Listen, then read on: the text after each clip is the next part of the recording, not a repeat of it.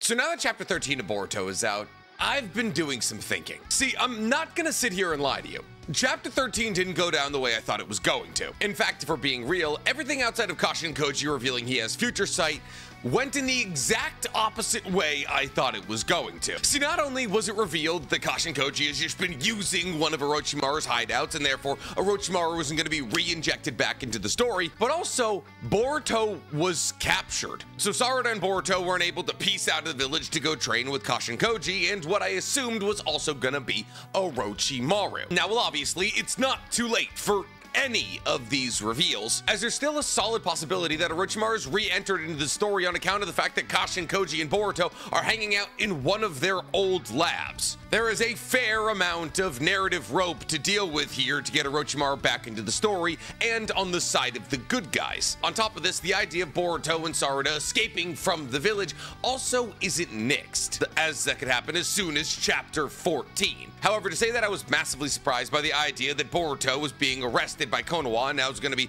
hauled off to jail is an understatement, because narratively, it doesn't feel like a good choice. See, Boruto in the eyes of Konoha is a traitorous rebel, a man, or I guess child, who committed regicide. And if Hamura and Kawaku, who are still somehow in some position of power in Konoha, it truly is America, get their way, Boruto will be executed in the next couple of chapters. Now, that rather obviously isn't going to happen. However, that does mean that Kishimoto has to all but immediately write himself out of the consequences of Chapter 13. And today I want to talk about how he might possibly do that, in hopefully a way that's not only compelling, but interesting. Because unfortunately, so far as I see it, the allegiances on Team Boruto and Team Kawaki are already pretty laid in stone. And the only real purpose that locking up Boruto serves is to show who lies on what side of the equation. But for the characters in the story, not for us, the reader. And narratively, I find that somewhat weak. Today I want to elaborate on why I find that weak and talk about the best possible ways to narratively tackle this problem. And if somewhere out there, as many people theorize, Kishimoto is watching my videos and taking notes, hopefully he takes notes on this one. But before we get to hypothesizing about what we're going to see in Chapter 14, guys, please, for me, like this video, subscribe to the page, and hit that noti bell. And if you're feeling particularly generous, go ahead and follow my other channel, The Weeb Commander, where instead of talking about Naruto and Boruto, I talk about all other anime and manga. Or if you want to see me try to bring real-life challenges to the anime world, go ahead and follow my brand new channel that I created with Stephen Heat, Chris Barnett, and Danny Mata called Anime IRL. Or if you just want to hear me talk about anime and manga, go ahead and follow my anime podcast, Otaku's Anonymous, where me and Danny Mata break down everything that happened in anime and manga this week. It's available on YouTube, Spotify, and Apple Podcasts. So, things are kind of bad for Team Boruto right now. See, while Chapter 13 focused rather heavily on the explanation of the 10 paths and how Kashin Koji and Boruto met, the reason that explanation was given to us in Chapter 13 was to build a sense of severity, with Boruto being hauled off to what could presumably be his death. See, because the explanation of the 10 paths from Kashin Koji and all of the disastrous futures that we've just so narrowly avoided thus far is to shine light on the fact that if Boruto is not around, then the world is gone. See, because in both the scenarios where Naruto was unable to defeat Ishiki and Kawaki was able to defeat Boruto, the rest of the powers at B left in those equations weren't enough to stop the world from being consumed. And that point stands 100% accurate for the current timeline. See, because if, hypothetically, let's say Boruto is hauled off to his execution, Goldie Roger style, and Boruto is no longer, the world would be over in a matter of days, as Boruto is currently the only person in Boruto who has the power to battle against the Shinju, and like against any of the Shinju. Well, obviously Sarada was able to land what would have been a fatal blow against Hidari, and Himawari was able to box with Jura for a little bit. Ultimately, it came down to Boruto to save both of them from their respective fights. And both of them did substantially better against the Shinju than even Kawaki. So with Boruto possibly being taken out of the equation, the world now, because Naruto's floating in the Daikokuten, doesn't necessarily have a defender. And that's all on Kawaki, who believes for some reason that he'll be able to defeat the Shinju, even though it's been very much proven that he is unable to do exactly that. And that point is supposed to be symbolized by the conversation between him and Delta after he has his teeth kicked in by Jura, where he's flying off to battle against the Shinju again, and Delta saying, "Hey, do you have a plan here? You just lost horribly, and thus obviously Boruto can't die. But unfortunately, the majority of Konoha wants him dead. And the idea that Boruto is going to be hauled in and put up for execution was actually foreshadowed almost 10 chapters ago. See, when Boruto reappeared in Konoha and battled against Code, we saw Shikamaru giving a rundown to Kawaku and Tamura, the two village elders who have been the worst characters in Naruto since Naruto was in diapers. And just like America, for some reason, we're still giving these 90-plus-year-olds opinions on the future of the world. You're not gonna see it. Sit down, watch Judge Judy, drink your mush. Take my right to vote at 85.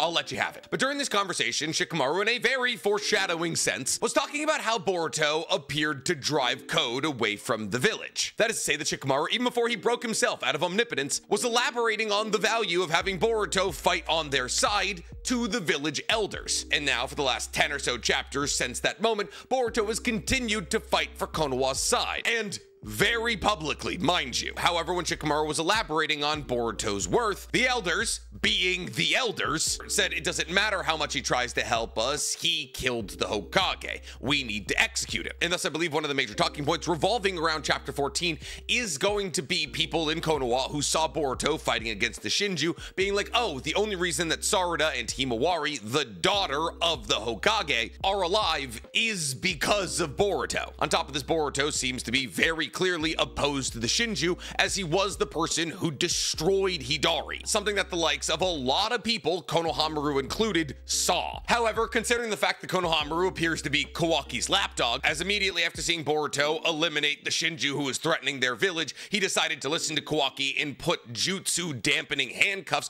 on the unconscious Boruto. Who knows whether or not Konohamaru seeing Boruto defend the village will hold that much value in chapter 14. However, in chapter 3 or so, when Shikamaru was breaking down Boruto's usefulness to the elders, he was in a much different position than he is now. See, because while Shikamaru was just as confused as everybody else about Boruto's newfound presence in Konoha and his newfound rivalry with Code, Shikamaru now understands that omnipotence has forced everybody to believe that Kawaki and Boruto's positions has switched. And while the rules of omnipotence say that even if you figure out how it works, eventually you'll forget, it seems as though Shikamaru hasn't done any forgetting yet. And therefore, Shikamaru still seems firmly on Team Boruto, which is important because he is the Hokage and Boruto is currently being hauled off to be executed. And thus, I believe another central talking point in chapter 14 is either going to be Shikamaru trying to get Boruto's execution canceled, avoided, or just postponed. See, it's rather obvious who's going to be pushing for Boruto's execution: the elders and Kawaki. However, other characters like Sarada, Sumire, Himawari, and Shikamaru are all going to be trying to actively avoid this execution. Now, since Shikamaru is supposedly a genius, I'd like to believe that he would find a way to stay this execution without truly fully showing his hand. See, because here's the thing, Shikamaru does understand that he can't fully support Boruto, because if he comes out in full support of Boruto, Kawaki will feel cornered. And thus Shikamaru has to find a way to tactfully support Boruto from the shadows without Kawaki catching on to him. But there is a small problem here. See, Kawaki is already suspicious of Shikamaru, as Shikamaru has seemed to actively move against Kawaki's want to capture Boruto a couple of times, at least according to Kawaki. And thus suspicion is already mounting in Kawaki's brain against Shikamaru. And thus if Shikamaru in chapter 14 tries to postpone Boruto's execution, those suspicions may be confirmed. And that's important for a couple of reasons. So the idea of Boruto being an outcast from the village, but having the Hokage on his side kind of weakens that point. See, while objectively, the majority of people inside the village think that Boruto is evil, a lot of the characters that we're actually gonna be checking in with on a daily basis don't. See, Ino is privy to the conversations that Shikamaru and Boruto are having, which means that Ino, who's basically the head of security in Konoha, Shikamaru, Sarada, Sumire, and Himawari all don't believe Boruto is evil. And that's a really strong team of people in the current Boruto landscape, especially in Konoha, to be on Boruto's side. In fact, with those 5 people, and considering the fact that Amado was curious about his brain being altered, they could very easily make a push to convince the rest of Konoha that their memories had been altered. And thus the idea of omnipotence is kind of falling flat, because even Kashin Koji was able to break himself out of it. The consequences of the world turning against Boruto have yet to be seen to us, and chapter 13 is kind of the first example of that. Konohamaru and all of the Konoha forces, even after seeing all that Boruto has done, proceeding to arrest him. And thus I believe the most important thing coming out of chapter 14 is gonna be the establishment of Team Boruto and Team Kawaki. But what do I mean by that? I mean, we know who's on what side, right? Well, yes, we know, but the characters in the story don't necessarily know. See, I believe one of the biggest points upcoming in the next couple of chapters is going to be Kawaki's confirmation of the suspicions he has about Shikamaru. And I don't think this is gonna be good for Shikamaru, as Kawaki very clearly has no qualms with taking out Hokages. See, I believe in some capacity or another, Kawaki is going to be able to corner Shikamaru. And at that time, Kawaki is either going to be able to drive Shikamaru out of the village or simply take him out of the equation. Whether that's also setting him to the Daikoku-ten, straight up killing him, or something else, I believe the narrative advantage of having the Hokage on your side as a rogue ninja is actually too great for Boruto currently. On top of that, when you look at the state of the village in Chapter 1 of Boruto, or Episode 1, it's hard to believe that with a Hokage who's acting in Boruto's best interest, that something like that would even happen. And therefore, I believe that there is a slightly likely possibility that in the future, Shikamaru will no longer be the Hokage. And I believe that's actually why we've seen Konohamaru's rise in relevance in recent chapters. See, because the Hokage's aide becoming the Hokage after the Hokage goes suspiciously missing is something we've seen before. And as Konohamaru is very clearly not breaking out of omnipotence anytime soon and has an incredibly strong bond to Naruto and therefore would be very upset with anybody who killed him, I believe we could see Konohamaru installed as the 9th Hokage rather soon. Now, I say 9th Hokage because Shikamaru still believes that he isn't Hokage yet. He's kind of like an intermittent Hokage. But all of that could be very possibly far away from happening. I believe the most concrete important things that are going to happen in Chapter 14 is the establishment of sides. I don't believe Konoha and Boruto are going to agree to work together to defeat the Shinju. If they had a unified front, they'd be able to defeat the Shinju rather easily. However, that doesn't lend itself to the destruction of Konoha. Kawaki is the main bad guy of this story. If Kawaki and Boruto are fighting side by side 14 chapters into Part 2, that kind of disappears, and thus they're going to have to approach the Shinju divided, which gives the Shinju an inherent advantage, especially with the reveal of the 5th Shinju, who might be Shinki or Naruto. But even with the side set, and possibly Shikamaru coming out in vocal support of Boruto, that still probably wouldn't stop Boruto's execution, and it still wouldn't muster a force great enough to break Boruto out of Konoha. And thus I believe in Chapter 14 we'll also see Kashin Koji kicking down the door, waving the proverbial 4-4.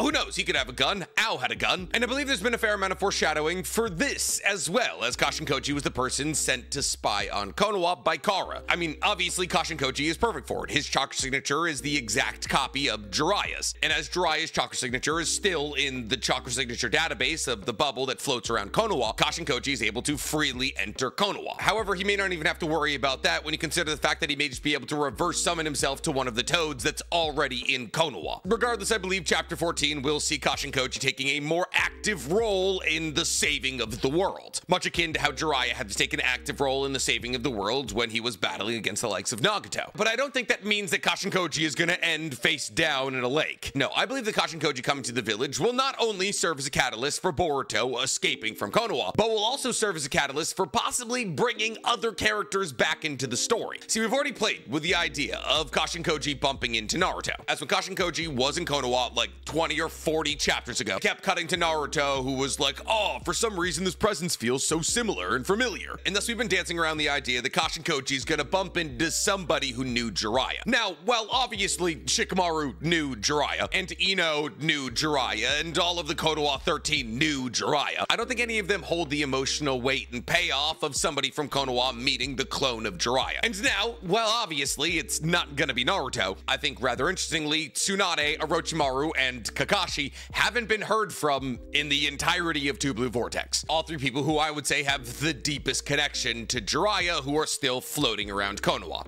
Possibly. Unless I think if Kashin Koji does end up in Konoha and does make a big stink about Boruto being in prison in the form of possibly breaking Boruto out of prison, that one of the people that Kashin Koji is going to bump into during this giant kerfuffle is going to be one of the people that knew Jiraiya very well. And I believe technically the best person for that to be would be Kakashi, as Kakashi was the person who ended up battling against Kashin Koji the last time he was in Konoha. And while obviously Tsunade or Orochimaru would be better in this circumstance, the idea that either of them just happened to be walking around Konoha or actively trying to defend it seems thin. Orochimaru's almost exclusively stuck in his cave, and Tsunade's like 70 now. However, as to whether or not Kashin Koji bumps into somebody in Konoha, we have yet to see. However, I do believe it's almost a guarantee that he will be in Konoha. And that's why I believe the first half of chapter 14 will be about Boruto's trial and him possibly being executed for the murder of the Hokage. I believe the second half will be about Kashin Koji mobilizing to Konoha and trying to find the forces that ally themselves with Boruto. Forces that Kashin Koji should possibly be privy to, because after all, Kashin Koji has had a toad on Boruto the entirety of his time hopping around Konoha, and that toad allows for Kashin Koji to communicate and listen. So anybody that Boruto was talking to,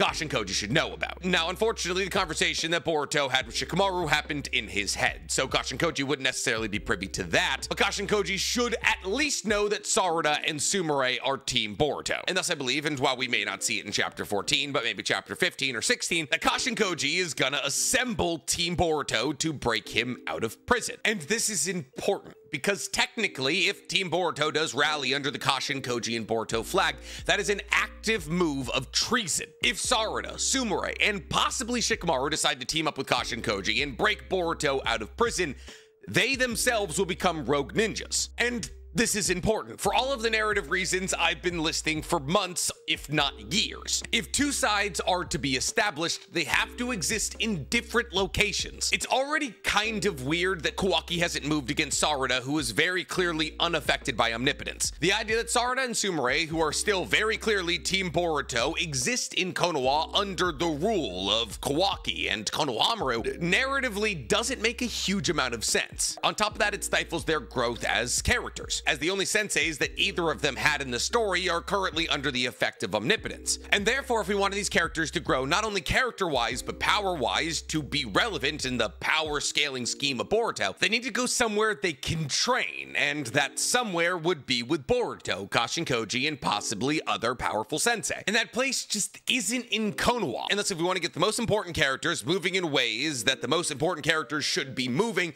they need to be somewhere they can do that. And thus, I believe chapter 14 is about breaking the ice. Finally, once and for all, saying we're Team Anti-Omnipotence and we're Team Omnipotence, with the only question mark being the battle for Himawari. See, much akin to how the battle in The Boys is how Butcher and Homelander are fighting over Ryan, I believe a similar storyline is going to pop up in Boruto. See, Himawari is very clearly affectionate towards Boruto and doesn't believe that she killed Naruto. Now, as to whether or not that's because she doesn't believe that Boruto, who she believes is Kawaki, would kill Naruto, or because she was unaffected by omnipotence, it doesn't necessarily matter. Himawari doesn't think Boruto killed Naruto. She holds affection in her heart for him. Now, as to whether or not that means that Himawari would come out Team Boruto, I can't necessarily say, but I kind of doubt. I think she'd be willing to hear him out. However, she also gives a massive amount of benefit of the doubt to Kawaki, as she seems to be the only thing that Kawaki cares about in all of Konoha. And that's, I believe, the real takeaway from Boruto being arrested and going on trial and possibly being executed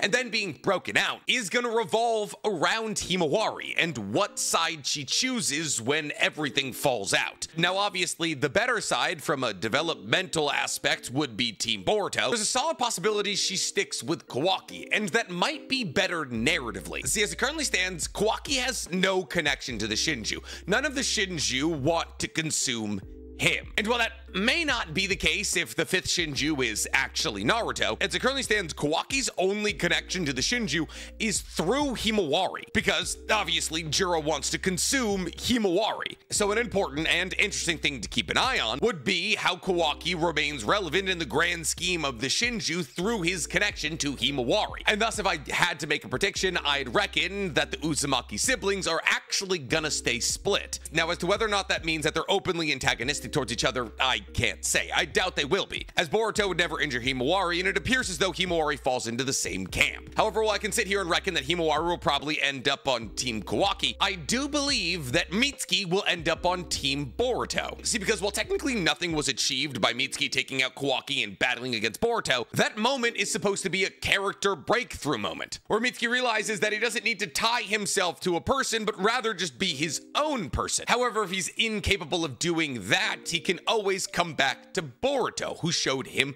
pity, and mercy, something that Kawaki almost definitely wouldn't do. I know that Mitsuki has moved somewhat traitorously towards Kawaki in the first place. He has a fair amount of motivation to not be in Konoha anymore, and thus I believe there's a fair amount of possibility that Team 7 is reunited under the flag of Team Boruto after they all have to traitorously break Boruto out of prison. Then again, who knows? All I predicted was future sight. What do you guys think's gonna happen in chapter 14? Tell me in the comments below, and while you guys are down there, please, for me, like this video, subscribe to the page, and hit that noti bell. I'm gonna go eat breakfast. It's early.